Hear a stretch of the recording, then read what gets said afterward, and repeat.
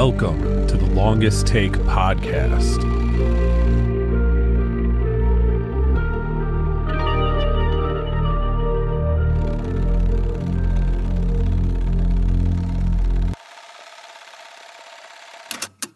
Thank you for listening to the Longest Take podcast. In today's episode, we are joined by Michael Felker. Michael Felker is a filmmaker, writer, editor, having worked with the folks over at Rustic Films for quite a while now, being an editor and working on a number of their films. But in 2024, Felker wrote and directed his feature debut, Things Will Be Different, which is an excellent lo-fi sci-fi flick that I absolutely recommend everybody to go check out. Please welcome Michael to today's episode. Okay, so first things first, what are your top 5 favorite movies? That is always a hard question. I feel like that movie top 5 can always change depending on a given week. So I do have like my staples that I go to occasionally, but even those kind of fluctuate. Like the movie that got me into wanting to make movies was the original Matrix. I just thought that was just like a good amalgamation of like, you know, amazing lore and just like amazing like visual effects and camera work and being inventive in a space that was like constantly reinventing itself in the 90s was just so fascinating to me. I wanted to be a part of it. But in the sci-fi like space, like recently, I mean, I always go back to Annihilation. I think Annihilation is one of my favorite sci-fis of like the 2010s, I would say. In fact, I consider like Annihilation and Arrival like two sides of the same coin, where one's incredibly like, you know, emotional and poetic and even optimistic about, you know, our process and like world of sci-fi, while Annihilation is incredibly grim and little downbeat and more pessimistic. So I don't know, those are the 3 that I could think of off the top of my head. But like I'm also like huge into like rom-coms and other action movies and dramas. Like what was I was just watching the other day some Buster Keaton movies that I'd never seen before. So right now I'm like all in on Sherlock Jr. and The General, which I think are just those movies are so ageless when it comes to like physical comedy and how to direct it, that it's just like you can go back to it in another 100 years from now and still get the same enjoyment as you did today. So yeah. Yeah, and I think that you said physical comedy, but just physicality in general with that, yeah. Especially Buster Keaton, and I mean even Charlie Chaplin, you saw a lot of that too. And you know, we don't get as much of that today because a lot of it could just be kind of like, you know, it could be done with effects or CGI if you want it to look kind of poor, you know, depending on what the stunt is. But you know, you really miss the practicality of that, which, you know, it puts in context how much they were like, I don't know, kind of risking their own safety back then. Oh my God, yeah, totally. was it Buster Keaton or Charlie Chaplin with the falling side of the house or building, and he had to stand in one spot so the window goes around him? I think that's Buster Keaton, because like Chaplin, from what I remember, I haven't seen some Chaplin lately, but Chaplin was all about just a little bit more like physical comedy within the space he can reach around, and like just seemed to be like seeing what else he could do in a bigger and bigger space. Like, gosh, I can't remember which movie that one was from specifically, but like in The General, there's like this humongous stunt where he's like on top of a building and has to ride one of these like railroad guard like stopper things all the way down into a moving car while it's driving. And I just thought that was just like, man, even today, that's like insanely hard to do. And they did that like that movie was like almost 100 years old, maybe 100 years old this year.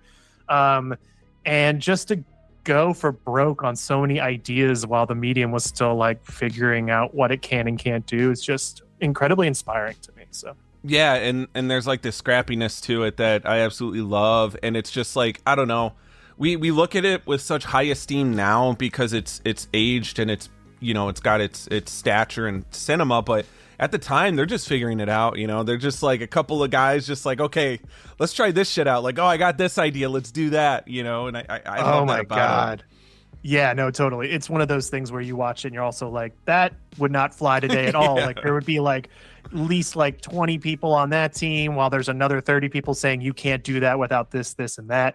And they were just going with the camera and being like, all right, you drive that car over here and I'll be on top of this building and I'm just going to do it because I'm also the director also.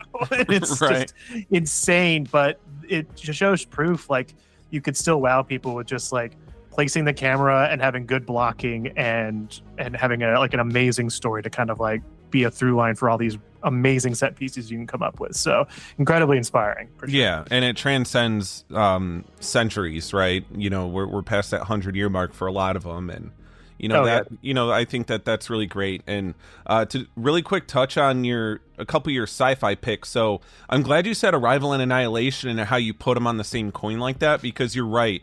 For those who just like the more contemplative sci-fi, you know, a little bit more philosophically, I guess, stimulating, you got Arrival, and then Annihilation is pretty bleak, like especially by the time you get to the end of it, you know, it's not a happy story. People get killed throughout, right? Yeah. It's fascinating, but it does it in a more like, okay, this is the scary part of these ideas. You know what I mean? And like in Arrival, it's like the aliens are coming to kind of like help us, you know? And in Annihilation, it's like, all right, we're just gonna like basically assimilate everything. Yeah, it's incredibly, I say the same coin because they both are like, what if there was extraterrestrials that came down to our planet and had this very like soft-spoken meditative approach to how we dealt with them? And you really kind of hit a nail on the head where like Arrival is like, how do we even broker language and what do they actually mean and how do we decipher what their reasons are for being here? And then Annihilation is just like very much almost like bacteria. They're just like organisms that are just like assimilating with like nothing but the drive in their mind to be a part of your own DNA. And they're both like quiet and kind of like emotionally like poignant, but they both have like different outcomes at the end that make you feel like either despair or like a hopefulness to it. So those are the two that I constantly go back to like at least once a year. Yeah, and I think that they also represent some of the best elements of sci-fi because they're both done with nuance and they're high scale ideas that are done in a subtle way. And I think that, you know, that's like the recipe for, I think, good sci-fi. You know, there's a bit of subtlety there, and you know, the way that you could kind of, I guess, in a sense, like, and I think it works for both of them, but ground those massive ideas, those huge, ambitious, you know, concepts. So I absolutely love both of those, and I do love The Matrix. I don't want to leave The Matrix left out, but that's also another classic. It's a common answer. It's just the one that like I can go as like, oh, that's a Rosetta Stone for a lot of things that I want to be doing in movies or why I got into movies in the first place. But it's The Matrix. What hasn't been said about The Matrix that hasn't been covered 1,000 times already? Right. And a really cool thing about that, because the Wachowski sisters, they grew up in Chicago, and they had a little studio there called KinoWorks, but they no longer have anything to do with it, but it's still around, and I've been there for a couple events, and I think it's cool because, like, you know, I had no idea that they were around this area back in the day, and it's just interesting to kind of, you know, step inside something that they had once created just for what they were doing and how far away that they've gotten. It'd be cool if, like, you know, whoever the owners are there, they could get them over to like talk or something, but it's a cool piece of cinematic history, even though it's like 20 years old. But that's so cool. My wife's from Chicago, but we haven't been in a bit, but we're way overdue for a trip, and now I have to find a way to get over there and check it out. Yeah, they do a lot of cool things with just artists in the city. It's very it's in Andersonville, and Andersonville seems to be very artist centric about what they do there. So it's always really cool to head up there. But yeah, no, definitely probably one of the most influential movies of all time, you know, just conceptually, action wise. I mean, after that, how many movies did we get that were trying to like emulate what the Matrix fighting was like, you know? Oh my God. It was so many things that people borrowed from those movies that were so surface level in a lot of ways, where it's just like, all right, how many like slow-mo shots, how much like martial arts can we add to our movies, how much of even just the music or like the look of just like sunglasses and like leather trench coats, like just invading our like space, and also even like other mediums like video games and music just being like, oh, I guess they defined like the first half of the 2000s in terms of just like what the future looks like. So like you kind of like, it's one of those things where I get nostalgic for that time because I'm just like, oh yeah, that was cool, but like I could still separate myself from the Matrix and even the sequels and go like, okay, there's so many more like amazing ideas here that like dive into like the kernel of the thing that they were exploring in the Matrix that I love. So right, yeah, absolutely. I could probably run my own sci-fi cinema podcast at this point to just go into detail about everything sci-fi. I love that. For sure. But speaking of sci-fi on a more independent level, you've been working with Aaron Moorhead and Justin Benson since Resolution, which I watched it after I watched The Endless. I watched it a little backwards there. But how did that working relationship come to be? It's funny because you mentioned The Endless. It's a lot of people don't get to Resolution until they see The Endless. So that's actually like the most normal way of watching it. For me, I mean, I'm so intrinsically linked to both of them, and I just think it's Resolution then Endless. But like everyone Endless is one of those like tentpole like indie sci-fis of the 2010s that people go back to and go like, oh wait, there's like a hidden like prequel to this. So yeah, it's really funny to discover it that way. Resolution was my first job in Los Angeles. So funny enough, when I graduated from Florida State University Film School in late 2010, I just packed everything in a U-Haul and drove down the I-10 from Tallahassee to Los Angeles. And I did internships, but after I did internships at these production companies, I missed being on set and I needed to like make money. And funny enough, Aaron Moorhead was at my film school, I think 3 or 4 years ahead of me. So when they were like crewing up for Resolution in like, I think it was April of 2011, they were like, we need a production assistant on this very scrappy, like 6 to 8 person crew that we're going to go shoot in the middle of this like backwoods area in Julian, California. And I just met them over beers like around that time, and they were like just hungry to start their first feature, and we got along so well that as soon as I worked the like 2 to 3 weeks on Resolution, which was like May of 2011, I just knew I could not work in indie film anymore because it was such like a fun experience. It was very like inviting and kind of like really just reminded me of just like, oh, you can go and make a movie with anybody and have a good time as long as like the crew and the directors and the cast were like down to like, you know, get dirty, so to speak, when making something that small. It's a blast. You know, that's how I got to know their longtime producer, Dave Lawson, who's also Rustic Fam and stuff like that. And from then on out, I just like wanted to work with them. Like I was hired on as a production assistant, but like I did so much more on that movie that they eventually were like, at the end of the shoot, we're like, hey, we're going to give you like a producer credit because you just were game for what we were doing. And I was like, hell yeah. So it was kind of like a nice, like, you know, like icing on top of the cake or frosting on top of the cake where the movie just did well and then came out and then kind of kicked off their careers. So, but even if it didn't, I would have been like, yeah, that was like one of the most fun times I ever had on set. So it worked. It was one of those things where it was like a blessing that kind of came out of nowhere and changed my career for me. So love working with those guys. Yeah. And it, like you said, it kicked off their careers and everything. And even the characters in Resolution do show up for a little cameo in The Endless, which is a nice little full circle moment there. As a production assistant, like what were some of the things you did on a feature like that back in the day? And I say back in the day, even though that's like 15 years ago, but things change in less time than that. So I'd be curious to see what like an indie set would look like back then compared to now.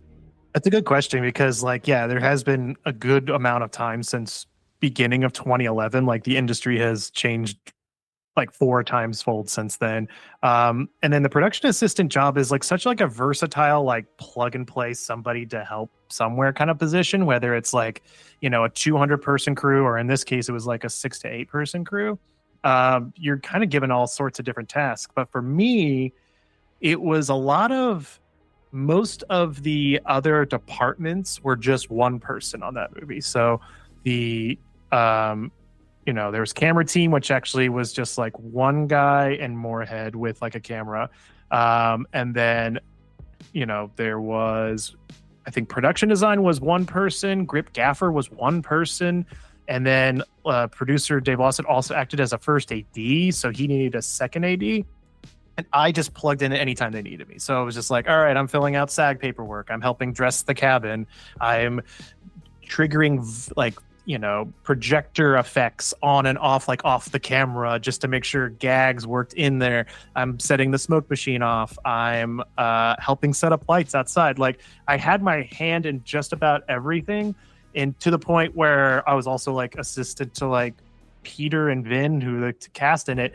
And this was at the time where I was like smoking like a chimney, and I would just be like between takes, I was just like, who wants a cigarette? And then we just all like have a cigarette while, you know, we all take breaks and shoot in this cabin. So it was probably more than any other production assistant usually does. But in that movie, I was just happy to do it because it was just like, I came out of film school where I had just learned all these things and knew how to do them. So I was like able to be like, yeah, put me here. Yeah, put me here.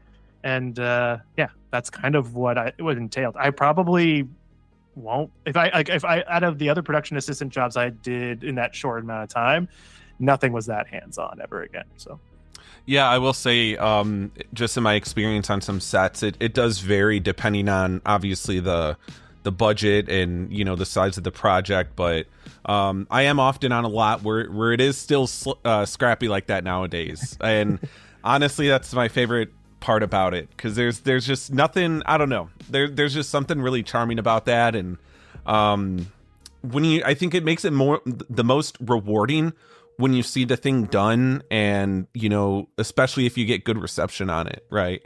You're like, we were just kind of like winging it in a sense. We were just putting shit together, and now it's like a miracle to make a movie, they always say. And I worked on a bunch of movies in a bunch of different capacities that once you shoot them, you kind of never hear anything again.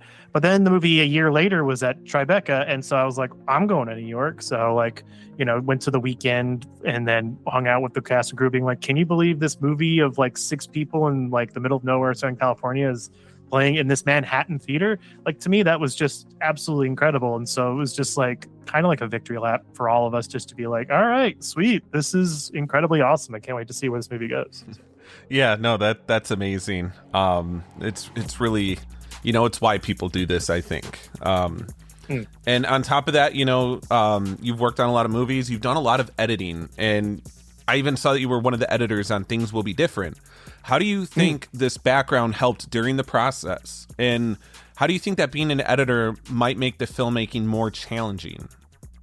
That's also a good question, because like after my production assistant like days, I needed more steady work, and that's how I got into editing. I was working in post halls, and then eventually as an assistant editor on reality TV, and then eventually freelance, where then I worked with those guys for everything else they did since, and a bunch of other things.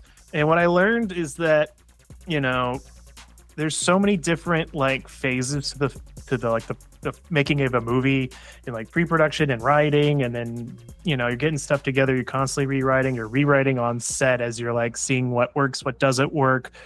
You know, production woes be what they may, you kind of like shift things, and then you're in editing and you kind of, you know, you're stuck with what you're stuck with, and kind of like, all right, is this working the way we intended, or do we need to find something new out of it?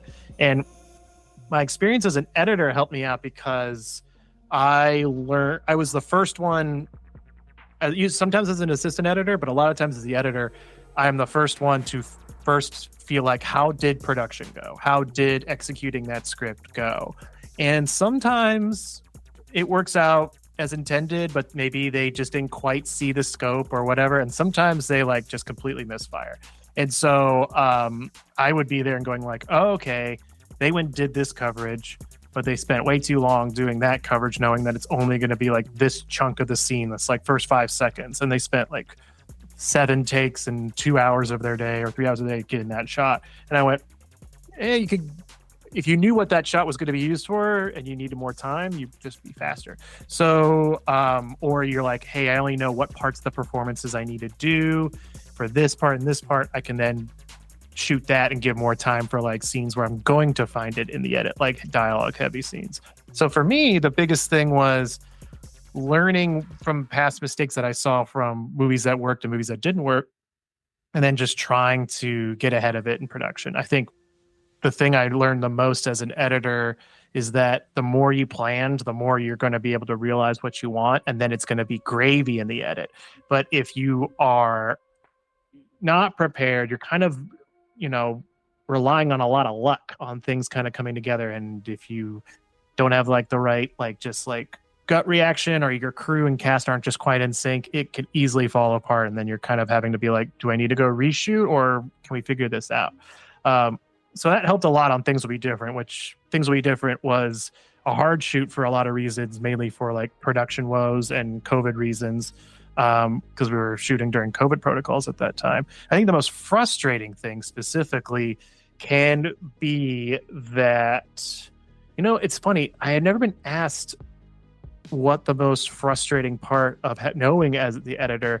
I guess you get so in your mindset about what the movie is when you're shooting that you try to shoot for the edit, and that's usually very helpful in a lot of ways, but sometimes it could limit you into only knowing one type of thing for your movie and not getting too explorative in the post-production process. So you could be, single-minded tunnel vision about a thing, and if you know too much about editing, you don't get a chance to get lost. Even if you're well prepared, you want to get lost sometimes because you might discover something cool. So it's a little bit of like, you want to be prepared enough to make sure the movie doesn't suck, but you want to have the other side of it being like, well, I can't have it be exactly what we thought when we were in pre-production, because then the movie can maybe feel stale or feel like it's, not full of life. I don't know. That's like a hard way to describe it, but yeah, that's a good way to put it. Yeah, no, and I definitely get what you mean, because I guess in a sense, okay, so if you shoot for the edit and you do it, it's almost like mechanical in a sense, and it could make the film feel, I'm not going to say lifeless, but maybe forced or a little more inauthentic than maybe you thought that it could be if it kind of comes together a little bit in the edit. Yeah, that's a good point. That's a good way to put it. Yeah. There's like a little line there.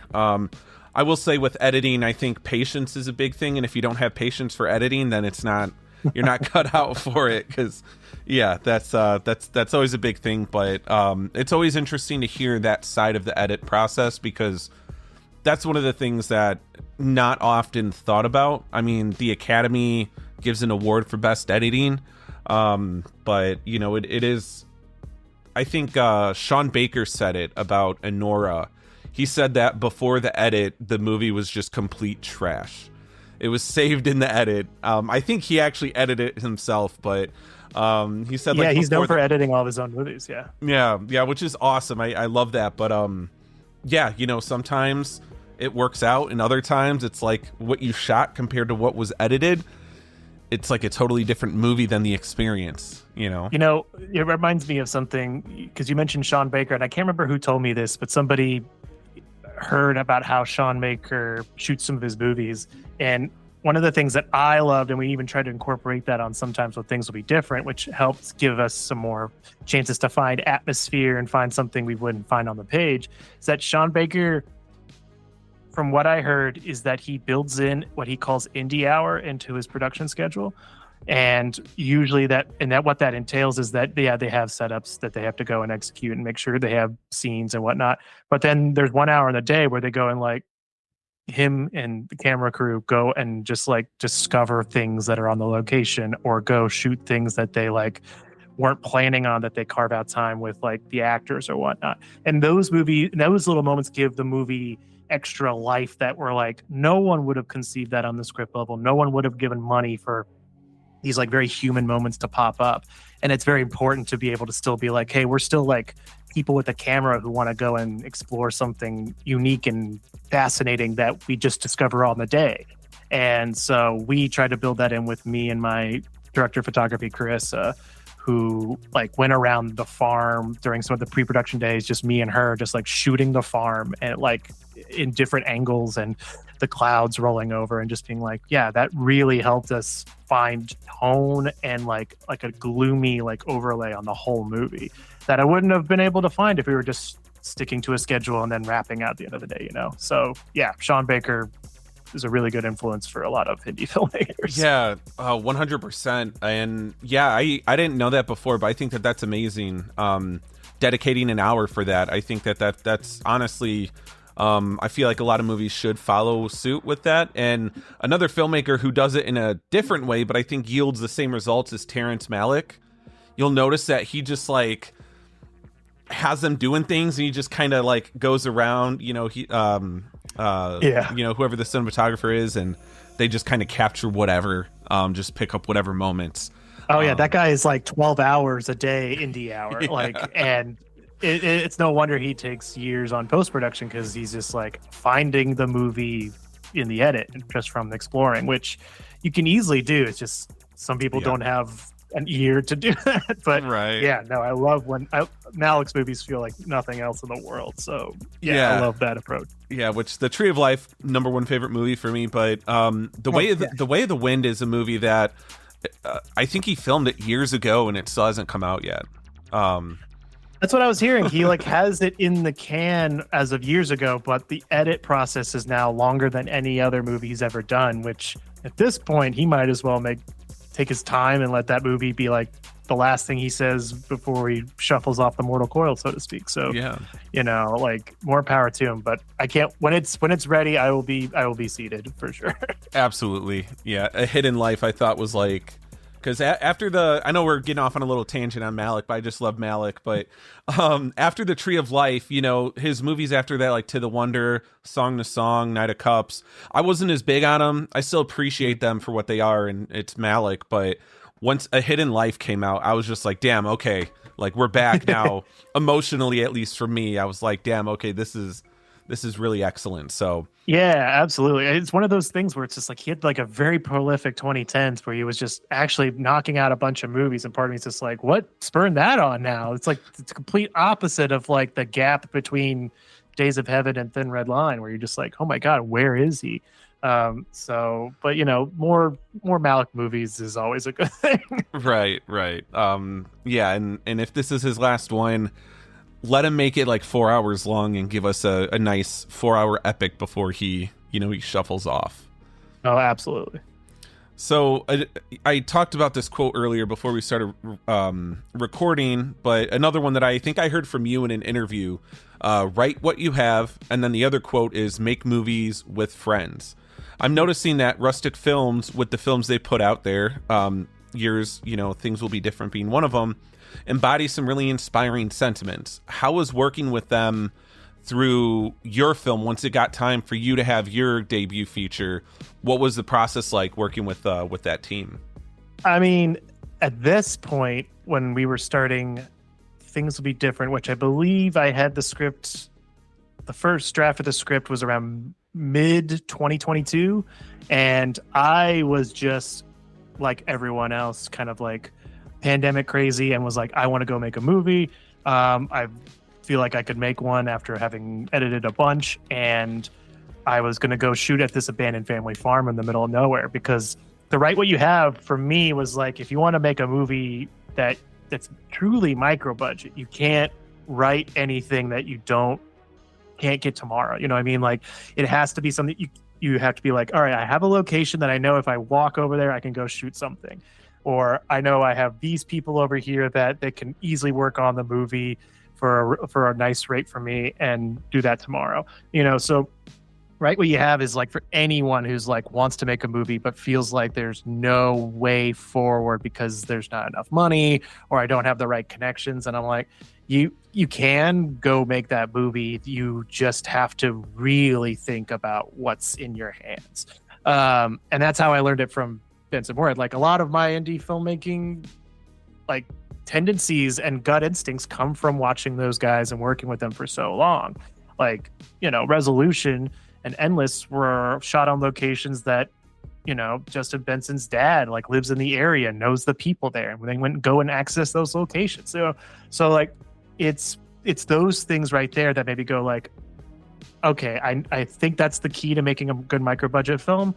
But the hard thing is writing a good one. And I spent years writing smaller and smaller and smaller and smaller and smaller until finally I was like, I'm going to go get 2 people in this house and go shoot something.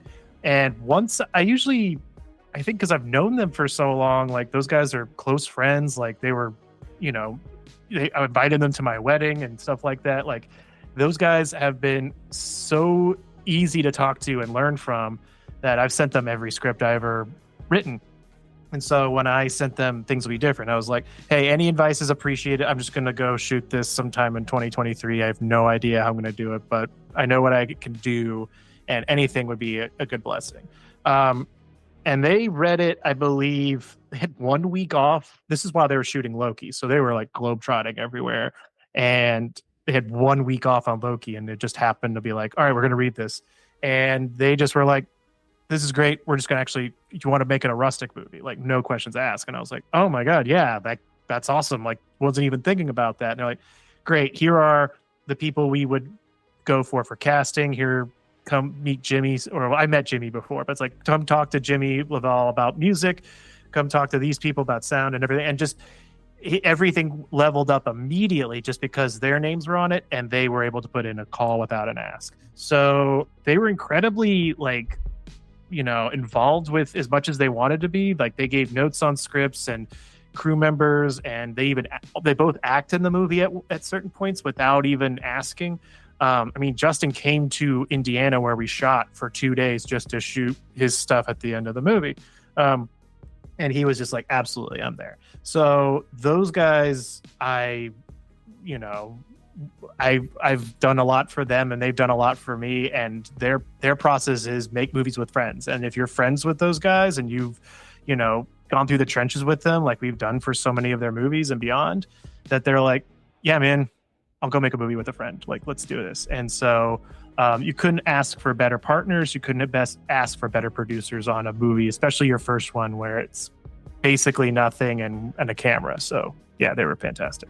Yeah, no, that's amazing. And, to anybody in the indie scene who's trying to make movies, I think that it's more than inspiring, especially just seeing because when people think something like sci-fi, those types of concepts, they think like, okay, I'm going to need like a budget for this, but you don't, you make it compelling and you do something at like that grounded level where you could still explore it, but just explore it, if anything, in a better way, because you're doing it in a way that's not really explored. It's like the limitations are like enhancing the film. That's really the way I look at it. Like when you're limited, it gets you in this like mode where it's like you end up cultivating something even better. Oh yeah, it's just like the Spielberg shark not working. It's immediately you have to make the movie. The thing that I learned about specifically firsthand, but then really knowing like what Spielberg went through with Jaws, is that yes, the shark didn't work. We all know that like you had to shoot around the shark and think different. But the big thing is that you are going to give this movie to an audience who has absolutely no idea what happened, and like you're not able to go to every single screening, stand there at the bottom of the screen and go like, hey, so here's what's broken, keep that in mind when you go and shoot the movie. Like, no, they're paying money, they want a good time, and they want to get lost in your movie with like no exceptions. So that's what's the real pressure put on when things happen on a movie, that you're like, okay, I have to now make this still the best movie possible, but now I'm like, crippled this way, or I can't get this actor for these days or whatever. And that is where you could be your most creative. It's not just in a script level or being like, well, I only have a house. What's the most compelling movie I can write with just a house that's not boring after 10 minutes? And it's just like when you're on set, it's like, okay, like for Things Will Be Different, we had our lead actor, Adam, get COVID on day one, and we had to do rewrites to get him back after COVID protocols 5 days later. And so we're like, well, we can't go to the screening and say Adam was gone for half the time for the winter shoot. So how do we make that work? And, you know, we got creative. We were embracing what we did. Actually, the coolest thing that happened is, so after that happened on day one, we really had to figure out more things to give to Riley while not compromising the script we were doing. But also we were like, we had a sequence in the movie, and I think if you remember it, if you've seen the movie, there's a part where Riley's character Sid runs out into the crop field and she throws up and has to come back because she can't leave the farm. Right. That scene was originally with both of them. And it was going to be like a thing where they both try to run off the farm. He gets sick, she gets sick, and he eventually is able to like be strong enough to be able to like help her get back. But we didn't have that. So all of my coverage and my pre-production plans with my DP was really thrown out the window. And we had day 3 to figure it out. And I think I remember we were like, we had like me and like the producers and the DP were all staying in the same guest house. And we were like watching Shark Tank while having like leftover bad lunch pizza, trying to crack that new scene. And I was just like using my editor instincts, being like, what if we just use the landscape as much as we can, which is like, here's these big rolling clouds, here's this big wide open empty cornfield with the house, and let's just see Riley run like a dot. And then anytime she throws up, we just hard cut to her spitting up blood that will shoot around the other side of the house with just like a crew and everybody ready to do that. Knowing my editor brain, it's going to cut together and be super weird and awesome and disorienting, and literally the edit pulling the audience back and like ripping them apart with wide and close-ups. And that wouldn't have come if we didn't have something like Adam leading the shoot happen. It forced us to be small but scrappy and using what we have and embracing limitations. So I get more excited about those moments than actually planning for the movie. So that just goes to show that anything can happen. So yeah, it's almost like instead of having like an indie hour, you allow yourself like winging it moments. You like you like wait for those moments to come up. And I think that, you know, just I think a good practice for any filmmaker should be like, hey, give yourself this challenging little project to do and just do it. Like, you know, even if you're well esteemed, you've made a bunch of movies, just like get out there. Like imagine Steven Spielberg just going out to a farm with like a small like DSLR camera and like making a movie. You know, it would, I think it would be incredible. That would be the coolest film festival in the world, is if we can get the top tier filmmakers of like our lifetime or the generation before and give them their own 48-hour film festival with like just what, like here we are all in the same like equipment room with the same like stuff. What do you make with that and nothing? And I think what comes out of them is truly a filmmaker voice and a whole cast and crew team's voice expressing in a way that you will never see when it's something that's $10 million and has several different voices that have to come in and make sure the movie does X, Y, and Z. So I love that idea. We should figure out how to do that. Right. Yeah. Try to get that going, because that would be amazing. And since we're kind of on the subject and the title of my podcast is The Longest Take, I'm obsessed with oneers. That's like my favorite thing in a movie. And with doing oneers myself, it kind of puts you in that same box of like, you're very limited with what you can do because you can't cut the camera. It's almost like you've got to direct it like in a theatrical sense, like in theater. And I don't know, to me, I think it yields more creativity that way. And if it was up to me, I would tell every filmmaker, like, have at least like 1 5-minute oneer in your movie or something. You know, just really find that one sequence where you're like, all right, you just figure this shit out. Because Bygone, he's a Chinese filmmaker, and he just released Resurrection. Did you see Resurrection? Yeah, I've seen it. It's awesome. Oh my god, it's like in my top 5 of all time. That's how much I loved incredible. it. I can't believe he pulled that off. Oh my god, and just like his other movies, Kylie Blues and Long Day's Journey into Night, there's a sequence where he just has this really fucking long take, and I'm just like, yes, like at the end of Resurrection when they're in the, it's like that vampire type of story in the city, and they're just walking through. I'm blown away. That whole sequence, yes, absolutely adore that. And so a little biased, but I just gravitate towards all that. Like, to me, it's like, okay, that's like a really great way to just like see what you could come up with, you know, without being able to cut. Like, what do you do? That's the coolest thing to see for sure. Because honestly, for me, I mean, obviously as an editor, oh, I think I lost you.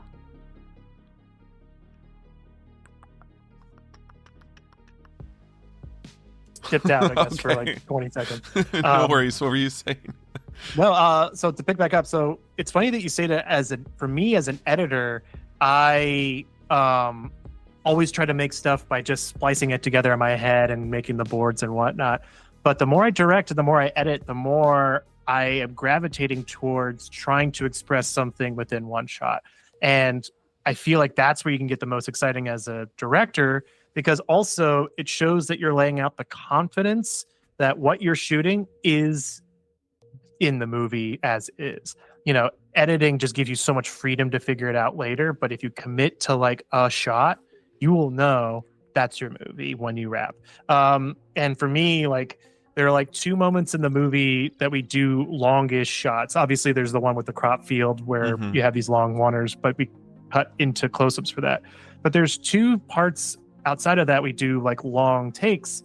And one of them we actually had to refigure out in the edit was there's a midpoint in the movie of Things Will Be Different where we do like a 360 pan that basically shows like, hey, we're stuck here and we have no idea how long we're stuck here until this visitor comes to show up. And the original first cut of the movie, that 360 shot was just one long pan of winter. And it was like 2.5 minutes. And in my mind, when I was, you know, writing it and putting it together, it's gonna be like, oh wow, it's gonna be like this setup for like she's gonna see everything and look around and everywhere. And as we were doing the 360 pan, Riley was gonna be changing into other clothes off camera, showing that she like immediately switched from here's my getup to a whole different getup. And then we would cut to the chair that shows Adam's empty chair, and it's been a whole year and not just 2 minutes. The problem we had though is that one, we could not find like the right clothes or makeup to switch in the pan that showed it was a dramatic enough change. Plus, like, it's 2 minutes of us looking at like Indiana, like winterscape, and people were, even my producer was like, this is a little boring. So when we did a summer shoot later in the year to do the rest of the movie, we were just like, what if we just splice different seasons and then people can interpret that? And so it's like a oneer that's secretly a bunch of other shots. But I also loved there's an ending shot in the final diner scene where we reveal that Adam's character, Joseph, is now much older, and Sid is talking to what she thinks is a stranger, but really is her brother, going through like 40 different loops. And we were like, at that point, I was like, well, I'm confident enough where I don't need to just get coverage of this. I just want one long, like a slider shot going down the bar. We follow the butt of the gun, the barrel of the gun, and then he grabs it and reveals his tattoo. And I was like, that not only is like making a statement as we're talking about, or showing that like, hey, here's me doing one long shot that's evolving and changing compositions and saying different things, but it also knocked a bunch of pages out for my crew. And once we got the shot, we were like, that's in the movie as is, and we are going through this scene for which we only have one day in the diner for the entire movie. So those are the kind of moments that I now look for when trying to, you know, board the next movie and get everything together, is like, what's like the thing now where I'm confident enough to get a long one shot that is like saying stuff and does dynamic things with the character and the drama of the scene, and we can execute in some really cool ways. Because I know as an editor, I used to be like, oh, oneers are lame. And sometimes they could be lame. Sometimes it's just following a character for 90 minutes for just the sake of being impressive. Right. Like some oneer movies we've seen before. But really good oneers are organic and change composition and change like what the character's state of mind is. And those are a fascinating feat. Like talk about Spielberg, he just has the most amazing master oneers where he's just changing the blocking, but the camera is just dancing with them. And rather than doing like epic things, it's just dancing with new blocking and changing the dynamics of the scene. That was a really long, rambly answer, but I just love the idea of the Longest Take podcast and why you like The Longest Take. So Yeah, no, and I 100 like I'm so annoying with it where I'll be in a theater with somebody watching a movie and I'll just be like, they haven't cut yet. Like I'm just that, I'm always looking for it. So yeah, I do that too. yeah, and it's funny you mentioned the editor thing because I had done a short. My first short was just a one or dialogue piece, like Richard Linklater does that a lot. And it's just funny because like we had an editing process, but when I thought about it, it was really more of like a coloring process because there wasn't anything to really edit. You know what I mean? There's sound design for sure, but I love it. And getting into this next question about time travel movies. So before I get into the ones that I had listed here, there's this it might be a Japanese movie, I'm not sure, don't quote me on that, but it's called River, and it's like a time loop movie, but every loop it's about 2 minutes and then it loops back to normal, but each loop is a continuous shot. So it's like a collection of these 2-minute oneers of these people in this village trying to navigate like this Groundhog's Day type thing going on with them. I want to see that movie because it was, I think, in the festival circuit when we were at the same time, and I just haven't gotten around to it. But it sounds incredibly amazing. Yeah. That filmmaker and his team also did. Was it Beyond like the 2 minutes? Was it called? Yes. Yeah. And and it's like I don't know if this was like if that was a short and this was the feature or what, but maybe. It's like that's exactly where it was. It stemmed from that idea. That's so cool. I love that idea so much. I love that. And some other movies that you've mentioned as inspirations for your film, Looper, which incredible, and Time Crimes, which I recently watched because I picked up the 4K with I don't know if it was Arrow or it was one of those companies, but and that one's also great. It's a scrappy sci-fi thing too, and it's such a cool movie. I remember watching it way back in the day, and then when we were prepping for the movie, Adam was like, really like, we should watch Time Crimes, and I'm like, oh yeah, I should rewatch Time Crimes, because our two main points for when we were making Things We Different as like, you should watch these two and you'll have a sense of the feeling of the movie, was Looper and Blood Simple, which is just like adding not just like a sci-fi thrillery element to this time travel movie that's about bank robbers, but it's also, we got to add a noir element of just like, here's this unspoken relationship that's being forced to conflict ahead, and what do they say when they don't know how to express their feelings. And so I was focused on that, but then I went down the rabbit hole of like, because I've seen so many time travel movies over and over again, and now I had to rewatch a bunch with the context of, I'm making one now with a bunch of people, what do they actually do on execution? And Time Crimes is like, I think the like,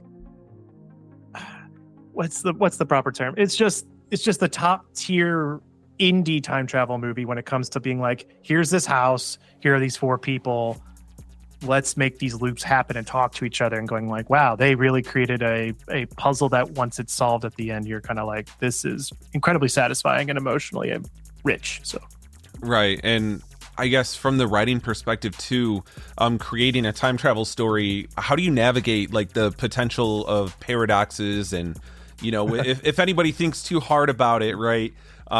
With like even Back to the Future, I mean, I've seen video essays of people just tearing it to shreds with the, that science of time travel. But like, when you're writing it, what do you do to kind of navigate those potential challenges? I mean, I have lots of opinions, obviously, on time travel movies. Just even thinking about how Things Will Be Different has come out as well, and what do I sit with now after having made it with the crew? But originally, my dad is like an engineer, and he loves time travel movies. So he kind of raised me on a bunch of them. He obviously loves Back to the Future. It's the one where he's just like, okay, we should all think about time travel and whatnot with movies. And I remember I wrote like a time travel script like 15 years ago that I was like breaking my brain over, because I was just like, I need to kind of like figure out how to do this and this and this. But the more I think about it, the more this breaks, and then this relationship breaks. And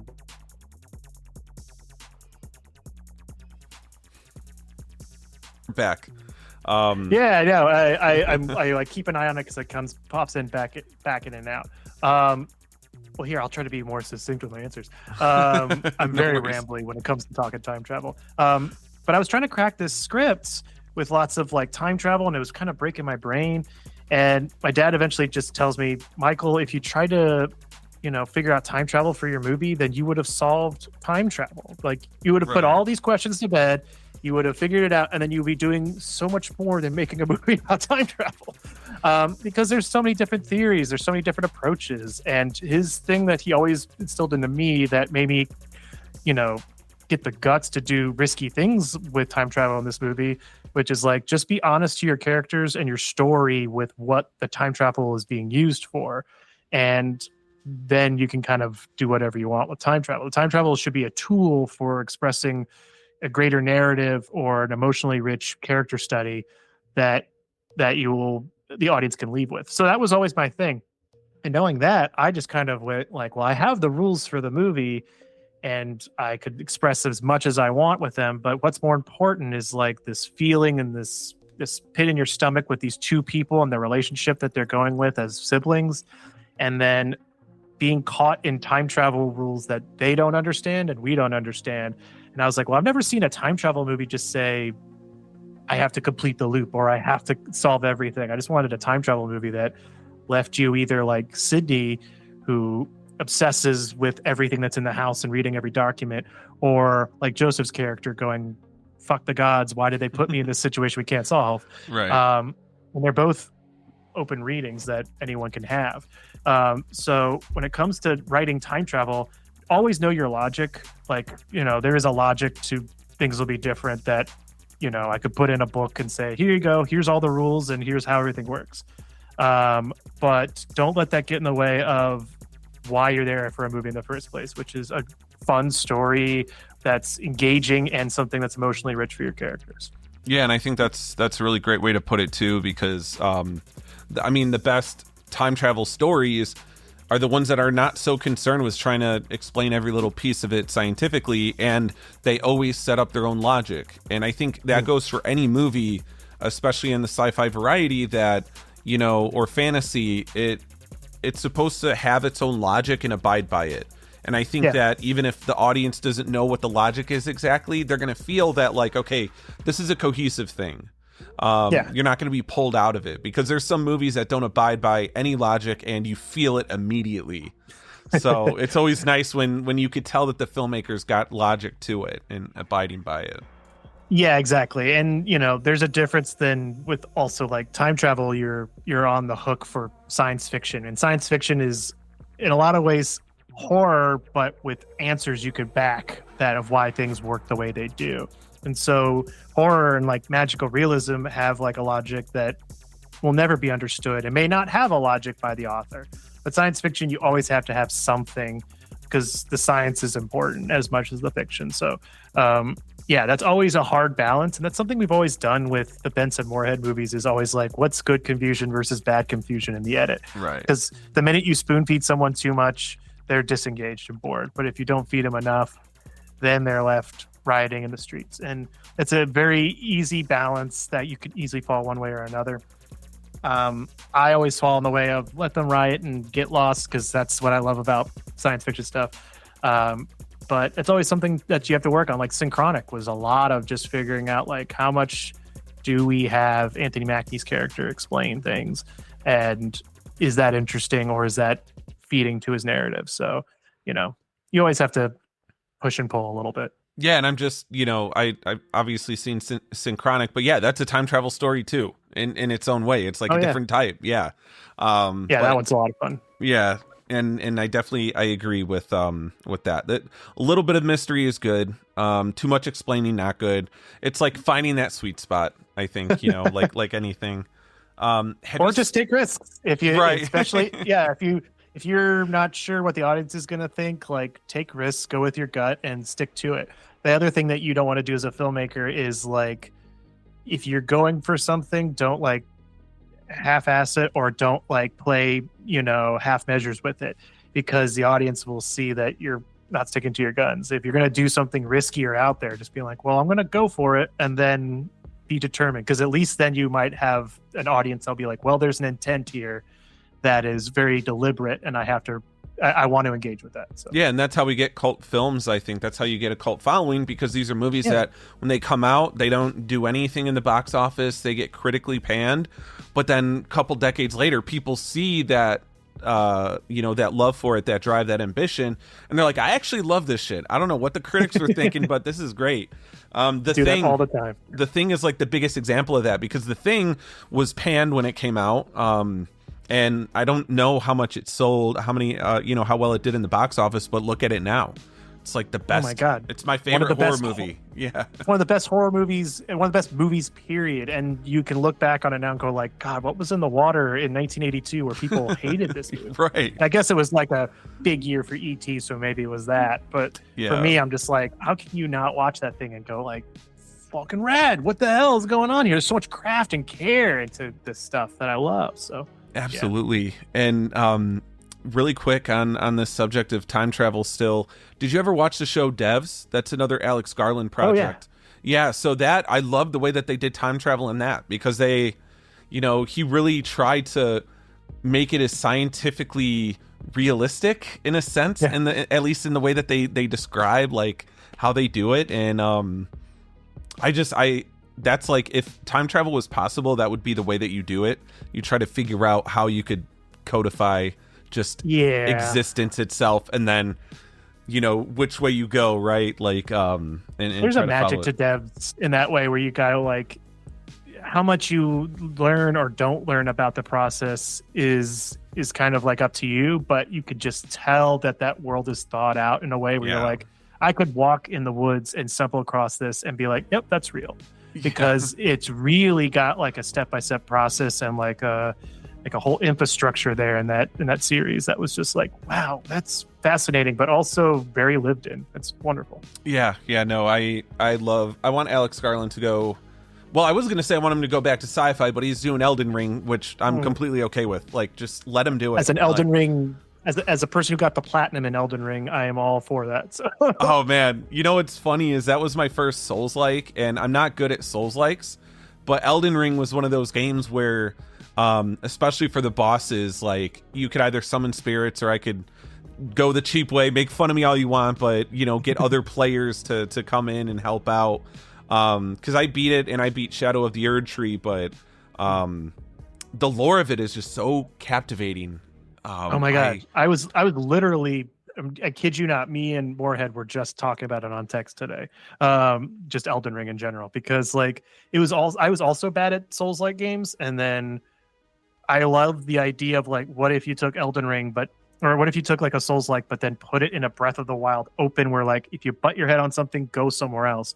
And I got hooked in by the whole, like, I could walk around a corner and there's something amazing and rewarding there. And then that allowed me to figure out animation, timings, and combat. And then I just was obsessed. And then the lore is just absolutely like mysterious and crazy. But if you dig deep into it, it's like some of the most fascinating like world building you'll ever see. And so we're like, Moorhead and I are just like so jazzed for whatever like Garland's got up his sleeve for tackling that property, which is, I have no idea he's going to do it. Right, and From Software, they're known to be pretty dense with what they put and what they actually feed you, right? They give you crumbs, and you kind of have to look, which I love that environmental storytelling too, on how you discover things. But there's this YouTube channel called starts with a V. I don't know what the whole thing is, but he's done hours and hours of explaining lore, and I think he actually, I don't know if he does the audiobook of this collection, but there's like an encyclopedia type thing on Elden Ring lore. And I'll go through hours in a day of just like, reliving this world by just listening to all these video essays about it, because it really is like this whole universe of dark fantasy that is just so captivating. And there's elements that, Bloodborne, right? Bloodborne has this a lot, but cosmic horror, big cosmic horror guy, and, just being able to get some of that. And it's just, that's another podcast that could just be its own thing, is about Elden Ring or FromSoft in general, I'm there, man, because I'm a huge cosmic horror guy, and I kid you not, we were like I think Aaron was like, I want to know more about this part of the lore of Elden Ring today. And then he pulled up the volume 1 of that book of like the encyclopedia. He's like, I'm just going to get this. And I was like, well, I should look up the video essays because I would love to also see like breakdowns with the gameplay, which is the best. So yeah, I'm a huge sucker for like knowing as much about the lore, but also like, even if I don't know exactly what's going on, I love the impression that there's something mysterious happening in Elden Ring. And while you play that game, it feels like you're living ghost stories in a way where like, I don't know how that person was over here doing this or why they're doing this, but it's mesmerizing and kind of crazy. And I want to run away or fight it. Like, it's so cool. I'm play Elden Ring after this. Same here. And there's this one subtle thing that I absolutely love, and it's about torrent. What you ride torrent is like a spirit, and when you go into I forgot what it's called, the Frenzy Flame Forest or whatever. Whenever you enter it, torrent runs away. You can't summon torrent, and the reason that torrent is scared is because the frenzied flame itself, it has the ability to like fully extinguish a spirit or a ghost. So torrent everywhere else can be resummoned, but if torrent dies in there, there's no more torrent. So your own steed is like, nah, fuck that. Like I'm out. But I love that. Oh, that's cool. I didn't know he could still find a way in there and then die and then not come back. No, not in the game. I'm saying that's why torrent hides. Because torrent doesn't want to die. So that's why like in the game you can't ride him in there, and it's because like he's terrified. Because he dies in there, then that's it. Just oblivion, right? It totally makes sense. Especially I did that frenzy flamed ending, which is the craziest things that you need to do in that game for that. And the frenzied flame are just, that's like in a game full of dark shit, that part with like the cult and then everything under the castle is just the weirdest stuff you could ever find. And I love that it's there, but not like, arrowed or guideline signed to it. I know. Right. I could talk about it. I'm immediately just now digging up all the Elden Ring memories I've had from 4 years ago. Yeah, and it makes sense because the Frenzied Flame is probably the most cosmic horror type ending, I think, with the cult and everything. But I just did the Renala ending. I already forgot. Oh yeah, I forgot what that one was called. I think it's the safest ending, honestly. But that's the one. Yeah, I remember that ending. That one was very cool. It also had its own strange quests too. Like that's the best part, is like getting lost in these quests that are not like part of the main path, but you could jump down and go like, wait, what's this? And then doing all these random things gives you this strange ending. It's awesome. Yeah, it's amazing. But sorry for the tangent. I could talk Elden Ring. No, yeah, same here. As you can tell, I could go on a tangent about several different things, but kind of switching gears again, back to you and what you do. Do you have anything that you're currently working on? Because your last thing on IMDb is just Things Will Be Different. Yeah, so it's been like a lot of development on the next couple of scripts. Mainly there's one that's gotten some traction. That's another time travel, not time travel, but time manipulation movie. Nice. But it's just so much more expensive that it's just been harder to, it's been slow on the build up for it. So what I is usually like to help, pay bills. I just do a lot of like game trailer editing. So I make video game trailers, and so that's my IMDb. It's different than what else? Well, I'm developing all these movies and trying to get them going. Now, I'm losing you a little bit. If you could hear me. Yeah, can you hear me? Okay, yes. I think we're back. Okay, so yeah. I think what you were saying is you've been editing game trailers, and that's why it hasn't shown up in IMDb.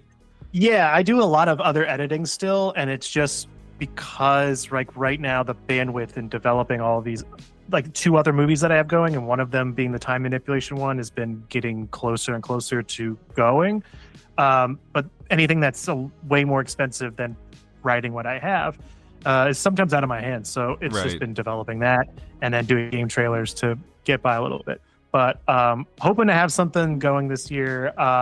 But if not, there's going to be another Write What You Have while I kind of movie that I'll make in the meantime while that one is still getting attachments going. So yeah, no, that's awesome. What are some game trailers that you like? You did it for the developers?